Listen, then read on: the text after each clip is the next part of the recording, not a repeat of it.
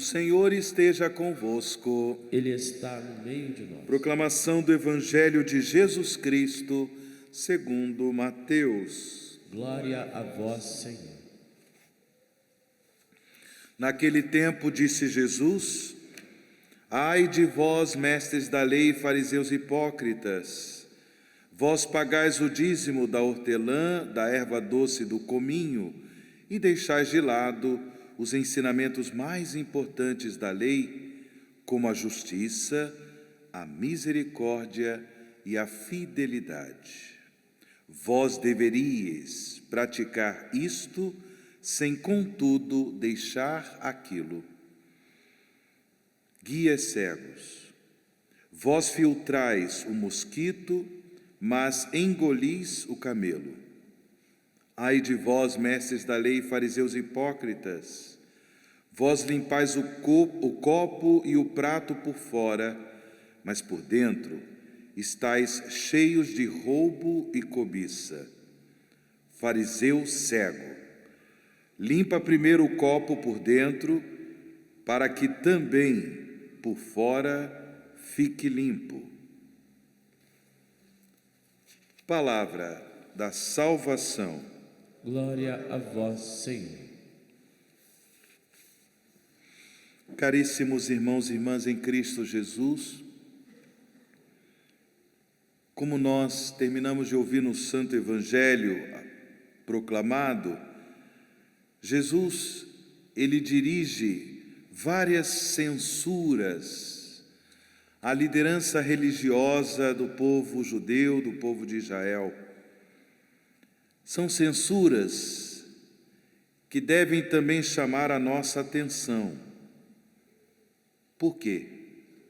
Justamente porque também nós corremos o risco de ter práticas religiosas, práticas piedosas, de realizar mortificações, penitências, mas sem produzir frutos de autêntica conversão a Deus.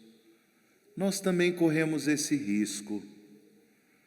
As práticas religiosas, as práticas de piedade, as mortificações, de fato, elas são muito importantes na caminhada cristã, mas todas elas devem nos ajudar a progredir no caminho de santificação, a produzir no nosso dia a dia verdadeiros frutos de conversão, frutos que testemunham a nossa adesão ao reino de Deus. Por isso devemos sempre nos perguntar: com que intenção eu pratico a religiosidade?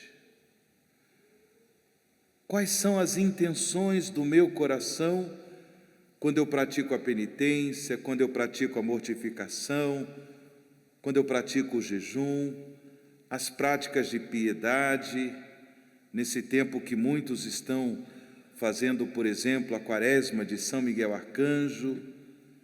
Com que intenção, com que motivações eu tenho tais práticas? Para ser simplesmente elogiado pelos outros? Veja como essa pessoa é piedosa.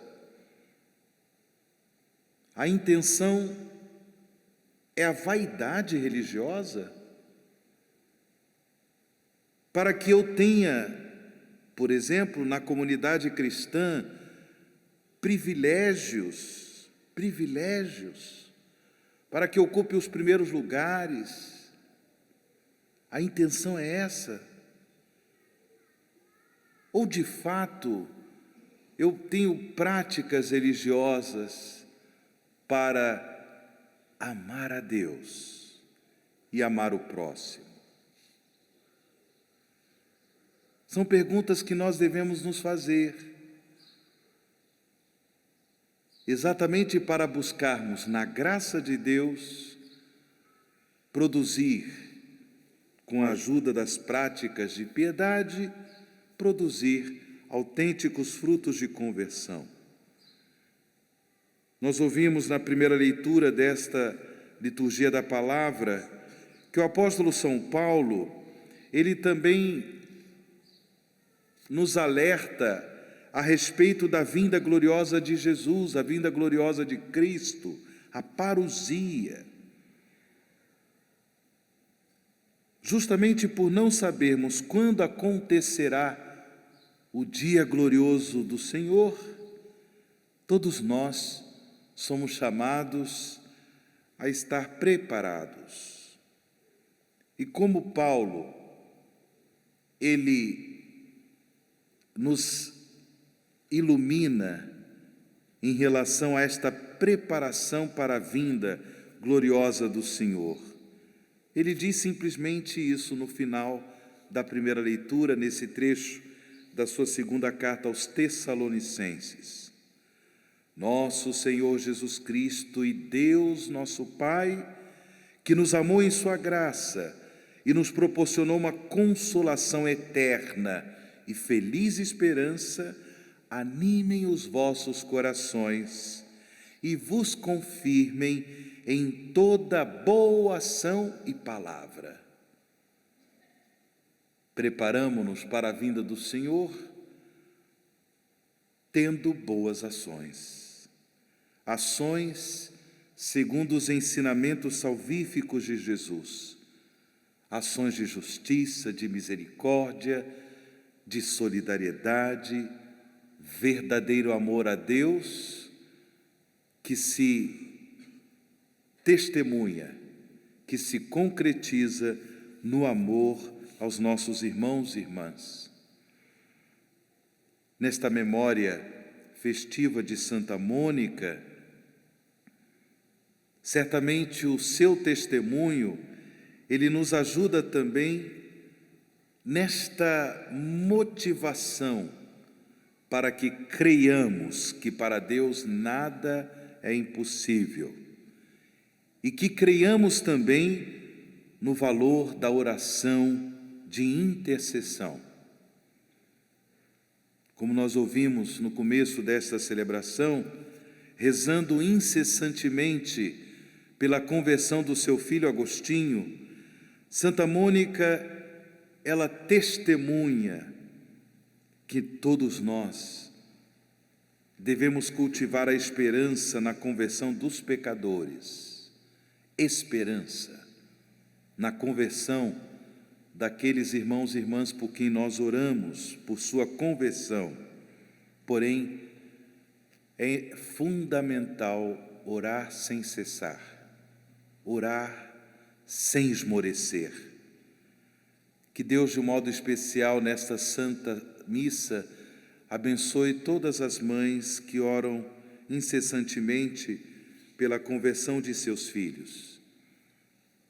Que você, mãe, persevere na oração, ore sem cessar. O testemunho de Santa Mônica é de fato um farol, é de fato uma motivação para que tenhamos a certeza que para Deus nada é impossível.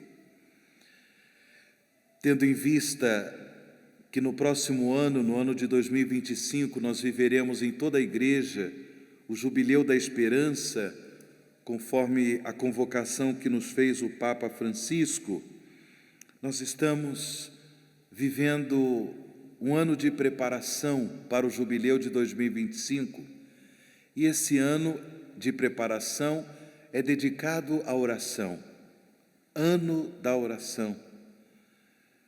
E, portanto, irmãos e irmãs, para que tenhamos esperança na conversão dos pecadores, que tenhamos esperança também na nossa própria conversão, que nós oremos sem cessar, que as nossas práticas de piedade sejam sempre motivadas por amor a Deus e pelo amor aos nossos irmãos e irmãs.